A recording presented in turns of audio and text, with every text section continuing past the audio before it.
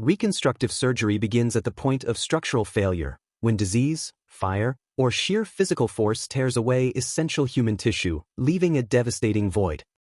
The drive to repair these physical voids dates back centuries. Ancient records from Egypt and India describe early methods to salvage tissue. Lost to battle injuries or public punishments using the primitive tools of the era. The modern iteration of this field emerged during the early 20th century. World War I generated a volume of artillery-inflicted facial trauma that standard field medicine was never designed to handle. Basic stitches are useless when half of a jaw is missing. Pioneers like Harold Gillies realized they had to invent a new architectural approach to human tissue, taking meticulous casts of shattered faces to plan the multi-staged operations required to rebuild them. This discipline developed from the requirement to rebuild human lives after the body's natural architecture had been violently erased. To understand the engineering challenge a surgeon faces today, you have to look at the geometry of severe tissue loss. Whether it's excised cancer or a severe burn, the defect is rarely a superficial scrape. It is a three-dimensional crater. At the base of that crater, vital infrastructure is often left vulnerable. Tendons, nerves, and bone are exposed where they rapidly dry out and succumb to infection. You cannot simply pull remaining skin over a massive gap and stitch it shut. Stretching tissue too far chokes off its blood supply, causing edges to die and snap back. This creates an engineering paradox. The surgeon must source new living material and transport it to the effect to rebuild function, all without destroying the surrounding structures in the process. Before rebuilding begins, the site must be prepared. Rushing to install new tissue over necrotic debris or bacteria ensures the reconstruction fails. Once prepared, surgeons consult a decision matrix known as the reconstructive ladder. This framework guides them in escalating from the simplest structural repairs to the most highly engineered solutions. For minor injuries, letting the body heal itself or using simple stitches is sufficient, but for massive tissue loss, those options are biologically impossible. That brings us to Tier 3, the skin graft. The graft is a piece of tissue transferred, completely severed from its original blood supply. At this cross-section, the graft acts as a biological borrower. It relies entirely on recipient wound bed below to keep it alive. For the first 48 hours, it survives through plasmatic and digestion, absorbing fluids from the wound bed like a sponge. Eventually, tiny capillary lines grow upward, locking new blood vessels into the graft.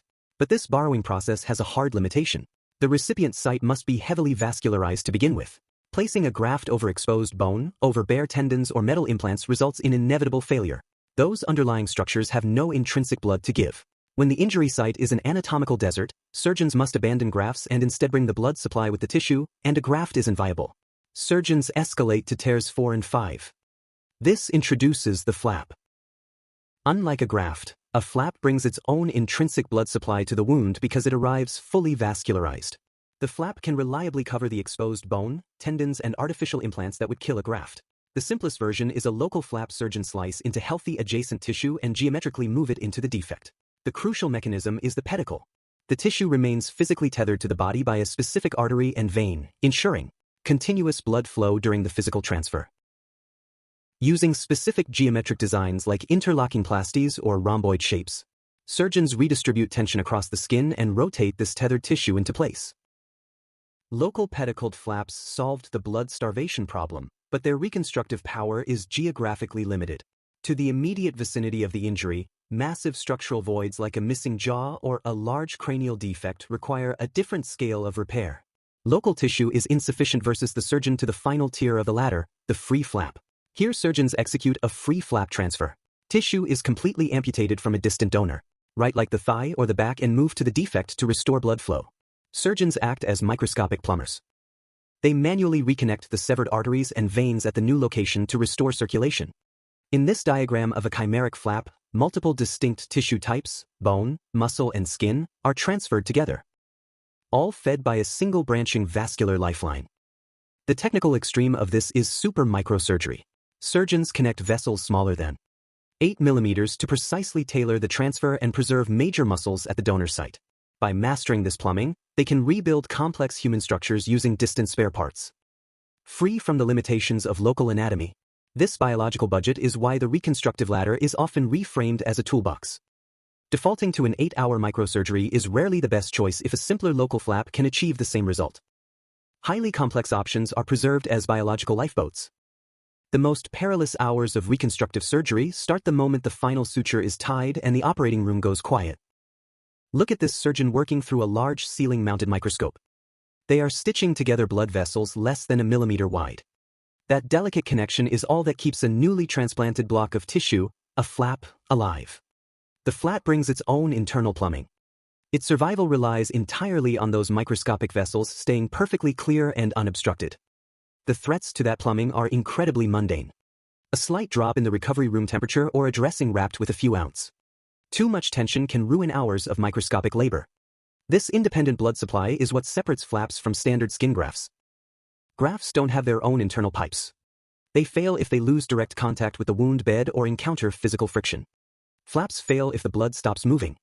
Post-operative care is an active, high-stakes troubleshooting process. Medical teams monitor a highly fragile environment to keep a biological machine online. View this transplanted flap as a mechanical closed circuit. Arteries push oxygen-rich blood in veins strain depleted blood out. If arterial inflow is pinched or stretched, the tissue starves and turns pale if venous outflow is blocked. Trapped blood swells the tissue dark blue. If a venous block cannot be cleared surgically, medical teams turn to a biological last resort. As you see on this patient's skin, medicinal leeches act as external drains to physically pull the congested blood out of the flap. The difference between a pale surface and a bulging blue one determines the next move. Either restarting the inflow or clearing the drain, mechanical threats like tight bandages are easy to spot. The invisible threats come from the patient's own nervous system sabotaging the reconstruction.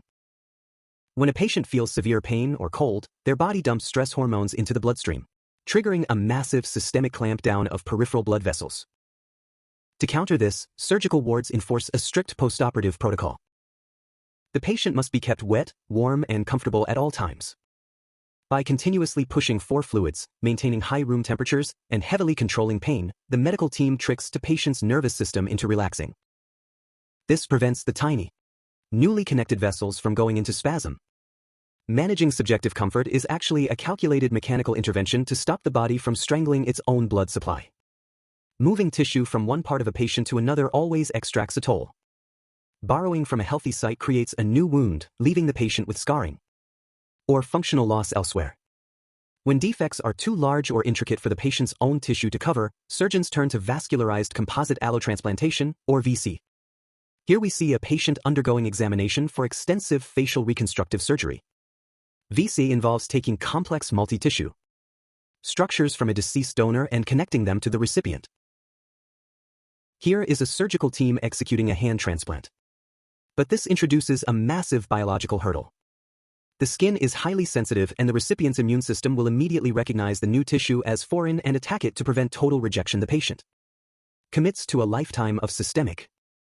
They must actively suppress their own natural defenses indefinitely. VCA rebuilds complex physical structures, but trading an external injury for a suppressed immune system suggests we are still working within strict biological limits to solve the twin problems of donor site damage and immune rejection.